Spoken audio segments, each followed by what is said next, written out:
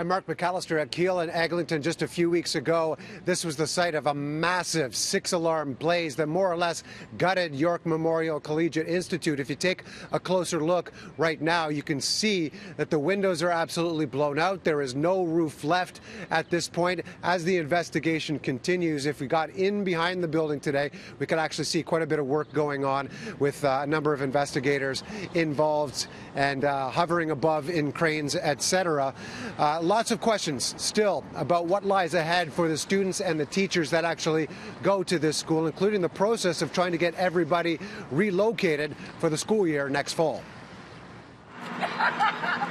York Memorial student Jocelyn Pacheco still feels out of place, weeks after being relocated from York Memorial Collegiate to George Harvey Collegiate, one of 880 students stuffed in with another 550 already there. You have to be a student to really understand how it is to be in those hallways at lunchtime, after schools.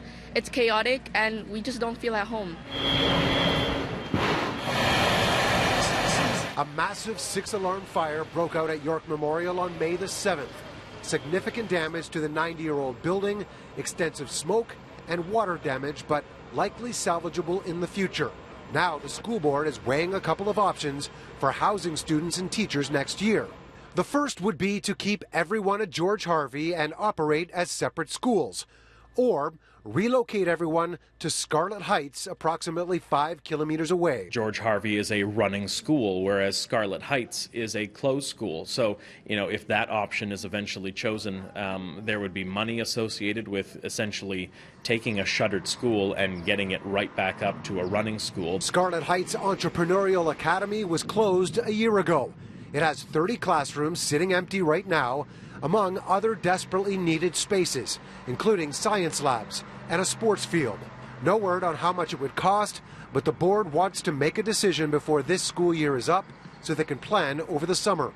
How do you get feedback from all the parents and everyone involved that quickly? So we've had a number of meetings, including last night. So we did get some feedback and preferences last night. We're talking to staff today. We're still gathering feedback from others. That will help inform this final report that goes to board. Students were also informed of the options today, and most we spoke to are leaning towards traveling a little further to find a space to call their own. Although there is space, that doesn't necessarily mean that it's functioning and there is enough equipment. So it'll be better for us to kind of start over at a new building. At Scarlett, we have our own space instead of sharing it with a different school, with people that we don't really know. And if we're all together, we all know each other. Now, as for the investigation, it is ongoing at this point. We were actually informed by the Ontario Fire Marshal's office today that they actually received security footage today from multiple cameras located at the school, and they will be going through that footage minute by minute to try and come up with a cause in the end. At this point, there is still no timeline, although they have said it will take months before any conclusion is reached.